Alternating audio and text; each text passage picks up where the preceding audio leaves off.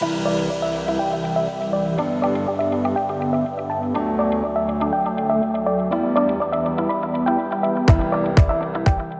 health and wellness providers, we know that better patient outcomes require a whole person, multidisciplinary approach that we just can't provide on our own.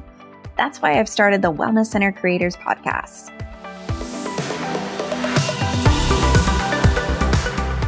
I'll be bringing you interviews with experts, tips, tricks, secrets, resources, systems, and solutions so that you don't have to reinvent the wheel. And creating your wellness center won't feel like starting over.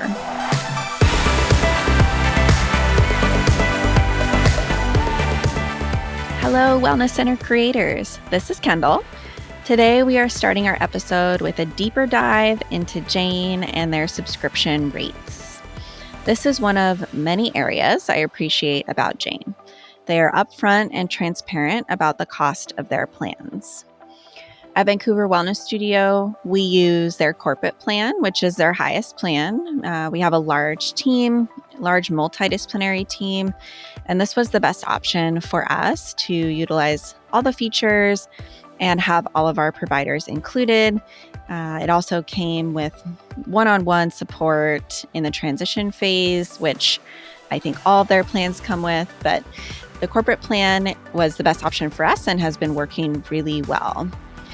So a little bit more about each plan. The base plan is $74 a month. And then the middle tier is their insurance plan. And that allows you to do the insurance option. And that plan's $99 per month.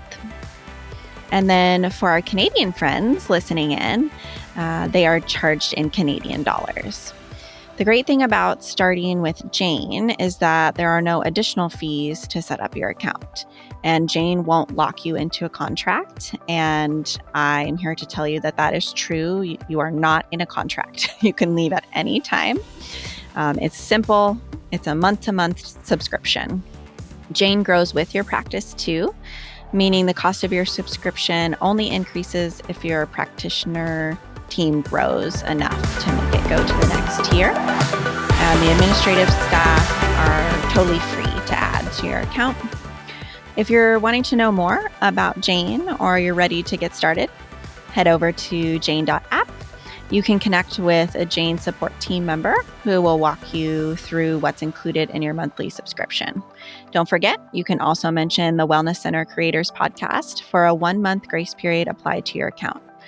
That's saving you some money and giving you more time to get settled in.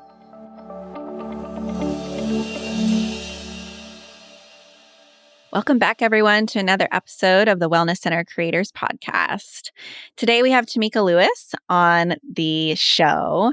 Tamika is the founder and CEO of Women of Color Therapy Inc. WOC Therapy is a mental health and wellness community that helps teens and women of color heal from personal and intergenerational trauma, develop healthier and more meaningful relationships, and learn practical tools for managing stress and anxiety. Tamika, thank you so much for being here. Yes, thank you for having me. So I've known Tamika for about a year at this point, and I'm so excited to have her on today. So let's jump in. I'd love, Tamika, if you could share with our listeners how and why you started Women of Color Therapy. Sure. Well, it's certainly a project of just from my heart. I started in private practice around 2014. And over the years, I saw a growing need for more therapists of color and specifically women. And so it was really just a response to the growing need that I saw in the community. I'm located here in the Valley, in Los Angeles, the Sherman Oaks area. And so in 2019, we officially opened the doors of WOC Therapy Inc. And we started with a team of 2 therapists, and now we are a team of 7 therapists and 2 interns. So that's amazing. Yes. So what are some of the common issues your clients at WOC Therapy face? Yes. I mean, we work with incredible women and deal a lot with imposter syndrome, just kind of the struggle with perfectionism and having to perform at high, very stressful levels, at work, at home. And so a lot of our work is helping women be able to become attuned to their bodies, knowing when they need to rest and practice better self care, but also just very practical tools for dealing with things like microaggressions at work. What is it like to feel muted or dismissed, in your workspace? And these are very real issues that we deal with as women of color. And so just having someone that they can talk with that understands, where they can kind of become disarmed and feel supported and not judged, in that situation, is really important, for women to experience. And this is what we see. A lot of the breakthroughs that we see, are our clients being able to feel more empowered in these settings and just practice better self love, self care. Hmm. That's beautiful. Mhm.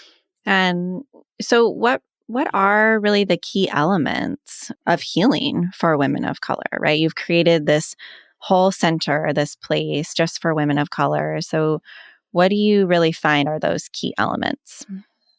I think a lot of what we end up doing is challenging traditional ideas of success and beauty, right?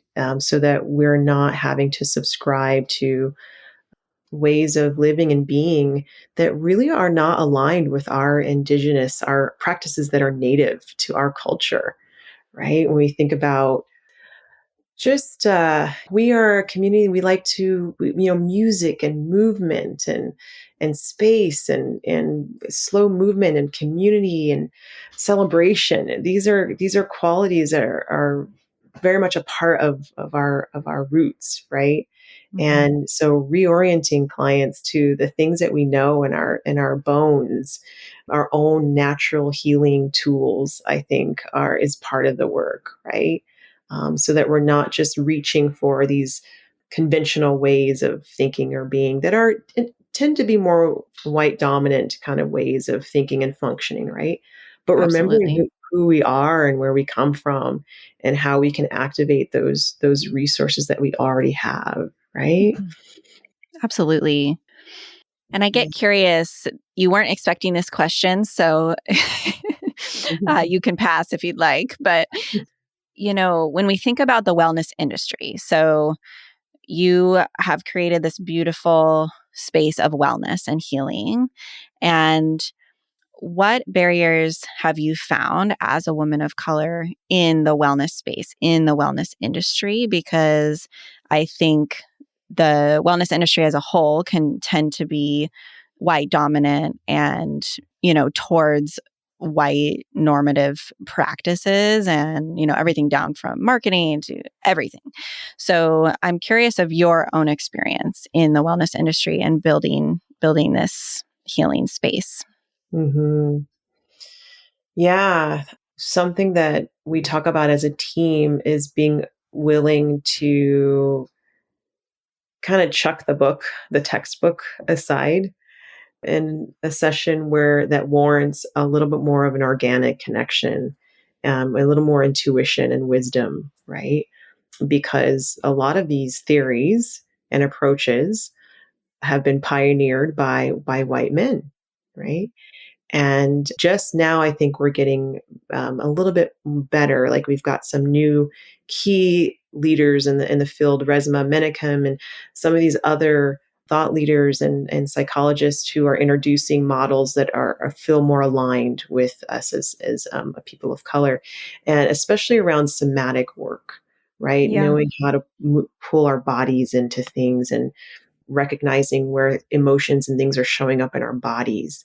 And so a lot of the times as a team, we're talking about how do we connect in real time and help someone be able to trust and surrender in that room, or virtually, so that we can begin to help them connect and trust the system, right? Because for the longest, it's been an issue of really just buy-in.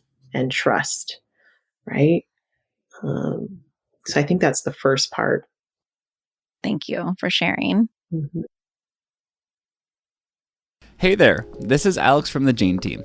We are overjoyed to be here with you for the Wellness Center Creators Podcast. We know how important the work you do is, and we're here to support you as you learn and grow on your wellness journey. If you're new to Jane, we're a practice management software designed to be helpful to you no matter how or where you practice. We're confident you'll find Jane especially helpful as you get started in private practice. For some of our newest practitioners, it's our online booking that draws them in. A beautifully designed software that makes it easy for your clients to book with you, which means fewer back and forth emails and calls and more time with your clients. For others, they love Jane's one-on-one telehealth feature because it means they're able to provide consistent care and still meet online with their clients. Our team would love to meet with you, hear your story, and see if Jane can be the right fit over at jane.app/mentalhealth. If you've already decided you're ready to hop on the Jane train, don't forget to use the code WELLNESS1MO in your sign-up notes for a 1-month grace period. We look forward to talking to you soon. So, what's next for women of color therapy? What's on the horizon? Yeah. So, I think with that somatic part, what we're realizing is talk therapy, it takes you up to a certain point, and then you've got to pull other things into the mix, right? And I think this is where, like, I was so grateful to be able to work with you and learn from you about how do you add that wellness element to a practice, where you're able to get the person moving their body, to get them to thinking about nutrition, energy healing, all of these other aspects of healing. I think that our field is really moving towards a broader approach. Would you agree, Yes, Camilla? I would. It's so exciting because when I graduated from graduate school, we still had to explain to every client what somatic psychotherapy was and try to convince people that the mind and body were connected. And it is completely changing. We rarely have to do that anymore. And like you were saying earlier, there's just more and more thought leaders in our field now and more research coming out that supports this work as being evidence based, which people seem to need at times, to have that sort of identifier as evidence based. But I've definitely seen a shift in the past several years. Yeah. So, I mean, our hope is we have a location, a physical location in Sherman Oaks, and it's equipped to be able to provide massage therapy and Reiki healing and chakra healing. And so, our hope this year is to really build out these other branches. On our team, we already have therapists who are trained in some of these other modalities. One of our therapists actually just got back from Brazil learning how to do ayahuasca ceremonies, which is a whole other, Wow. we talk about plant medicine and introducing just a spread of modalities, into the healing space.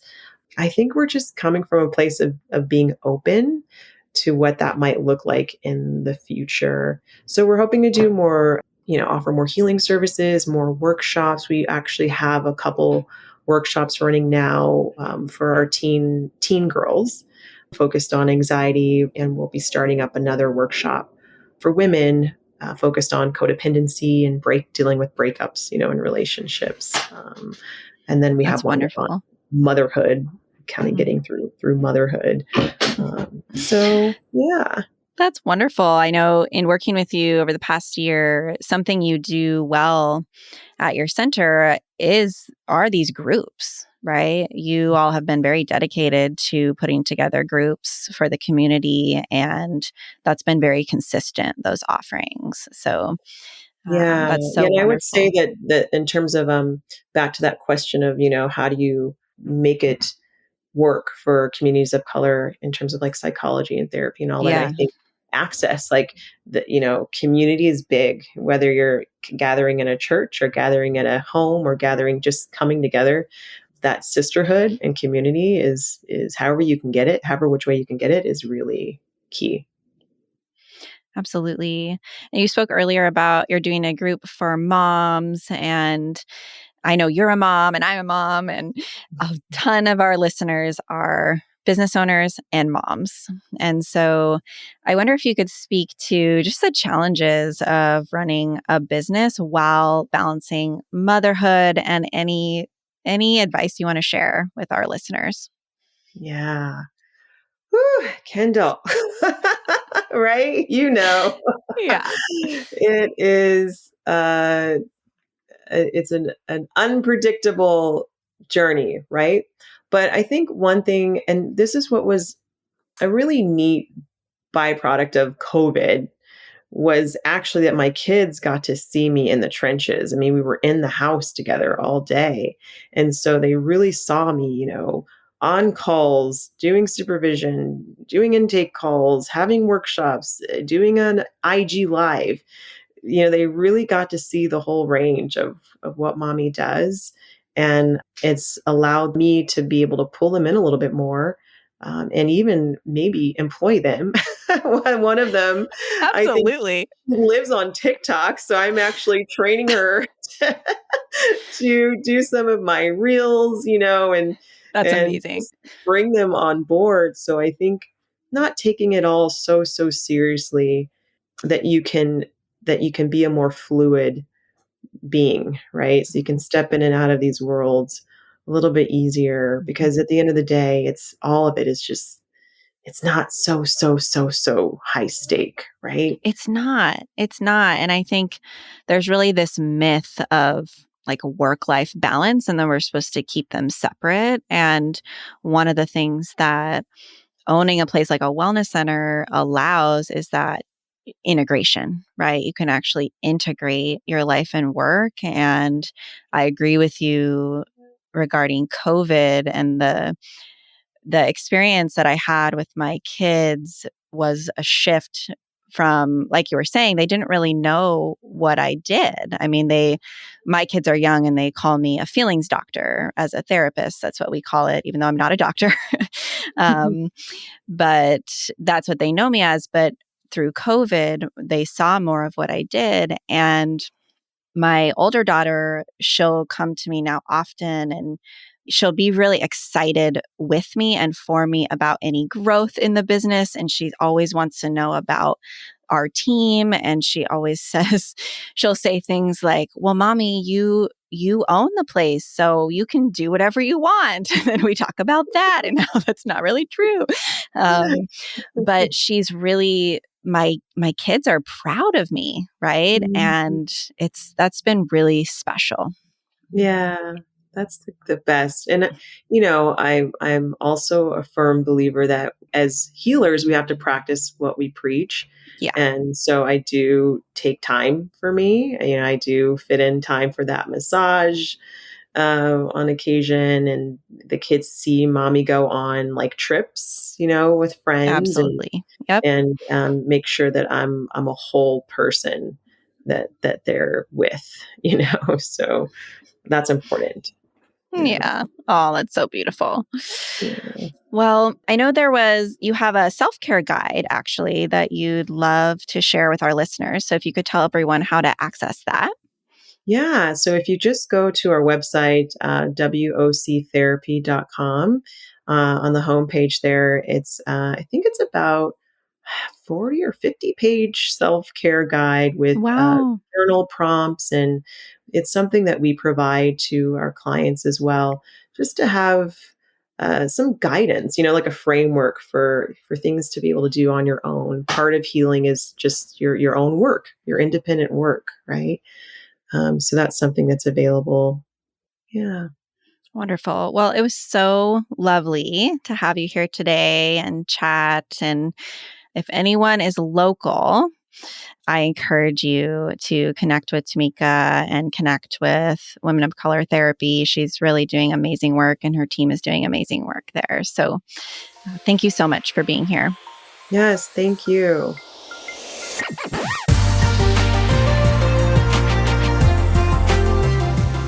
Thanks so much for listening to the Wellness Center Creators Podcast. I hope you enjoyed the episode. Please visit our website at wellnesscentercreators.com for more show notes and additional episodes. By the way, I love hearing from listeners. please send me an email at Kendall, KENDALL, at wellnesscentercreators.com with your feedback. And if you send me a question, maybe I'll read it on the show, anonymously, of course. Thanks so much again for listening, and we'll catch you next time on the Wellness Center Creators Podcast.